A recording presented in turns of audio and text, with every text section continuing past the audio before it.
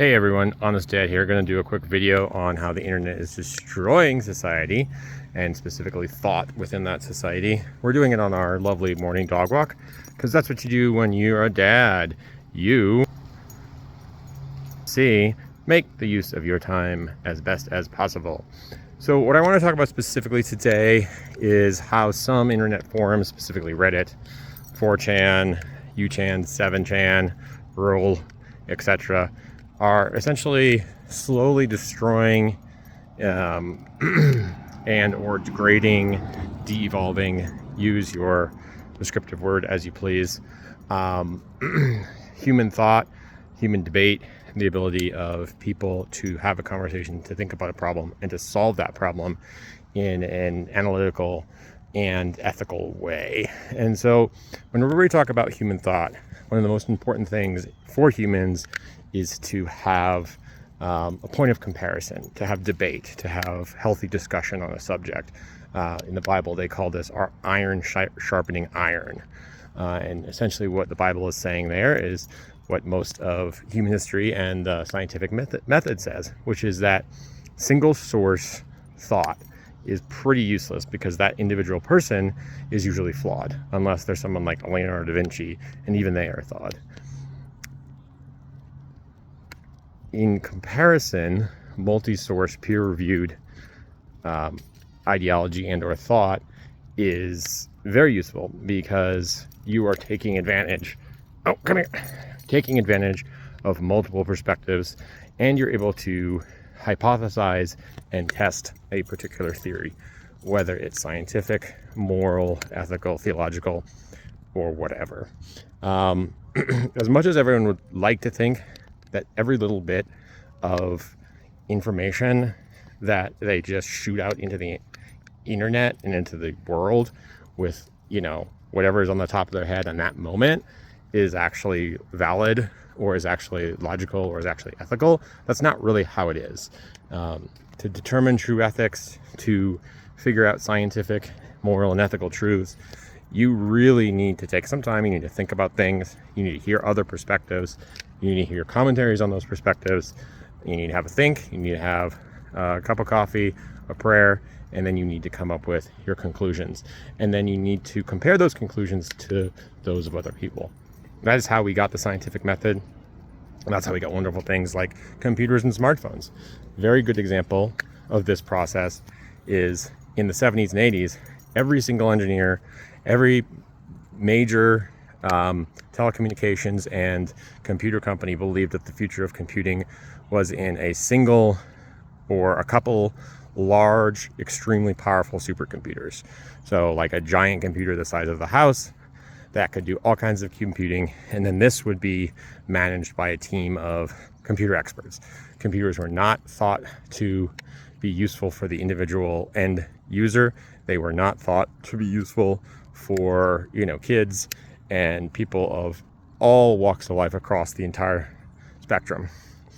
There was a few radicals like Steve Jobs, like Bill Gates, Ballmer, all kinds of people that contradicted this and said, hey, no, computers can be small, the technology can be miniaturized, and we can have mobile devices and smartphones and desktop computers to service this big mass. And that instead of trying to bring the people up to the technology, we will bring the technology down to the people. Now, this line of reasoning proved to be superior and has led to a massive amount of wealth as resulted from the tech industry. So if humanity had just listened to, the orthodox thinking of a few insiders who didn't want to hear alternative perspectives, this never would have happened. We would just have a bunch of really bad DOS-based huge computers like you see in like the Aliens movies.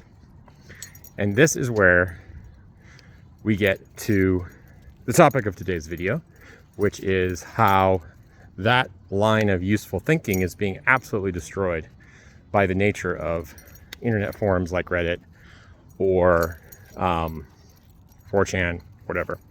So if we look at the way that internet forums are structured now, They are basically extremely specialized, very topical zones for commentary. And so what I mean by that is that there is a Reddit subreddit for border collies. It's just about border collies. It's not about any other dog. It's not about any other domestic animal. It's just about border collies. How to raise a border collie, how to feed a border collie, how to brush a border collie. There is a subreddit for politics in Kansas. There is a subreddit for being an Uber driver. There is a subreddit for if you are someone in America trying to date someone internationally. And some of these extremely specialized forums, I believe, are useful and they're a good resource. So if you have an extremely specialized forum just on, like I said, raising a border collie, I think that's fine. Just, keep politics out of it, keep religion out of it. Just talk about border collies. I think that is absolutely and utterly a useful thing. However, the vast majority of these forums actually do not cover something that's so simple and direct, like taking care of a border collie. They cover something more complex, like the Palestinian-Israeli conflict, like interracial dating, like politics in America, like the Trump movement, etc. Like migration from sub-Saharan Africa to Spain, migration from sub-Saharan Africa to Italy. These are all topics that are much more debated than we want to give credit for. And herein lies the problem. The nature of these forums is such that only people that agree with the hypothesis of that forum are essentially allowed to prosper in them. You can view them if you have a dissenting opinion.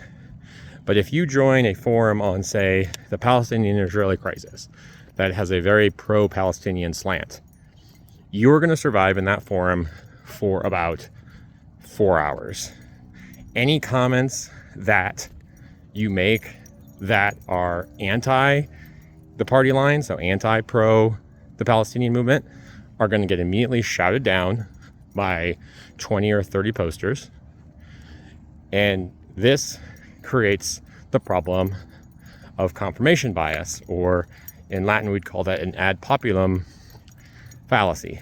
Basically, ad populum means that just because a bunch of people agree to something and believe in something does not necessarily make it mean it's true.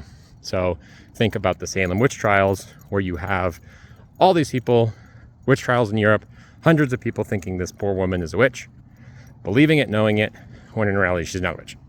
It was all fabricated evidence. This is happening en masse on almost every forum, on almost every platform I've seen, on almost any social, political, ethical, or religious topic. So if you're a Mormon and you want to talk about being a Mormon, you go to the Mormon forum, and all you do is get to talk to and agree with people that have a substantially similar perspective as you. It might not be identical as you, but it's substantially similar. No one on that forum is out there posting things like, oh, maybe Joseph Smith didn't find golden plates in upstate New York. Maybe it's impossible to sail hundreds of thousands of Jewish refugees across the Pacific Ocean before the modern era.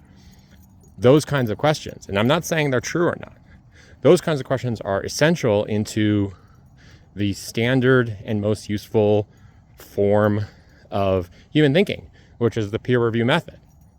Those comments are not happening, because if you make those comments in those forums, you are immediately shouted down. And then the people that read them are like, oh, wow, this disproves the negative. This disproves the dissenting opinion, because so many people on this forum agree with me that this dissenting opinion is wrong. But that's not how logic works. That's pure anecdotal. Just because you're on a Reddit forum and someone says something negative against the Palestinian Authority does not mean that's false. Just because you've collected 20 or 25 of the most hardcore supporters of Palestine out of a population of 350 million people. Okay, that's not how that works, but that's how people are conceiving of it. That's the first part. The second problem with the way that these forums are constructed has to do with how they're policed, ergo the moderators. So moderators have essentially godlike power on these forums. They can ban anyone for any reason. They can report them to Reddit. They can get their accounts banned.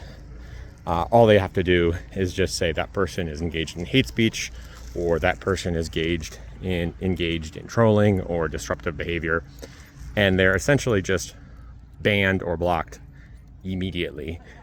And there's not really a review process. This is all an automated thing. There's simply too many requests. There's too many fake accounts for Reddit to investigate any of this. The subforum itself, the moderator has complete dictatorial power on a Reddit thread or on a number of other websites that are very similarly structured to Reddit.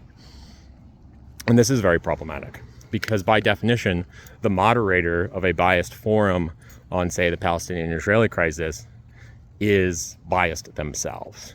That's how they became the moderator. They were liked by the members of this community and voted into power, or they started the community in the first place. So you have a situation where the jury, the intellectual jury, is completely rigged, and the intellectual judge is completely rigged. And if you don't believe me, go ahead and test this out. Go on a pro-Israeli forum and post something like there's starvation in Gaza right now. You will get shouted down and banned. Go on a pro-Palestinian forum and post a factually, empirically true argument that the Palestinian people did not exist before 1911 and that there has never been a Palestinian state, that the pre-1960s borders, Gaza was controlled by Egypt and the West Bank was controlled by Jordan. That's what the territory was controlled by. Post that and you will be shouted down, you will be called a bigot, and you will be banned, if not completely, from Reddit. You'll at least be given a warning, but you will definitely be banned from the subforum. And I can't stress enough how extremely regressive this is to the pattern of human thinking. Because what you're doing is you're carte blanche eliminating any dissenting opinion to what you think. So therefore, all you're getting is this silo effect of hearing everybody that agrees with you, agree with you, and you agree with them on the same quote unquote facts that you will accept. Except they're not the facts.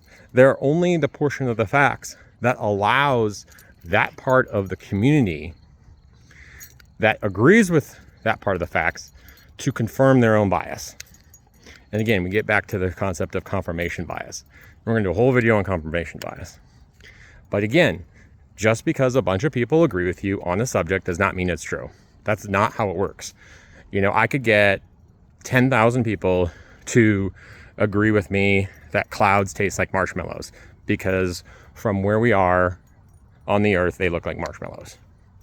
I absolutely could get that.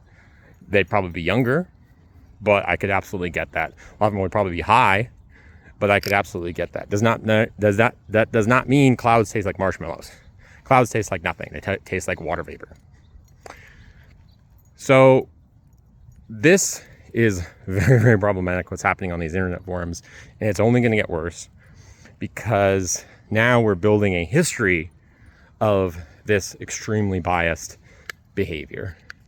And we're having people, just like in the old story by Plato, we're having people look on the cave wall and see shadows and think that they're actually people.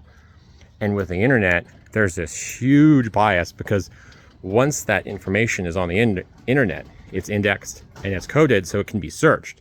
So then people can say like, oh, hey, look, at this particular time in history, all these people agreed about this important topic because that's what the Reddit forum said. But it's not a valid, but that Reddit forum or that 4chan forum is not a valid barometer of the actual topic.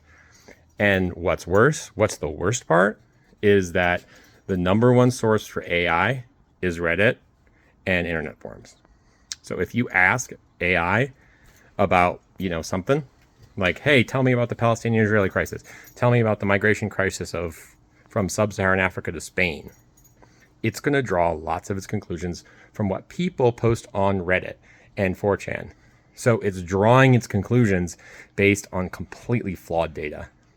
And the long-term complexities of that, and the long-term problems of that, because people have a massive belief in AI because they think it's unbiased, are cataclysmic. Thanks, guys. Love you all. Have a good day.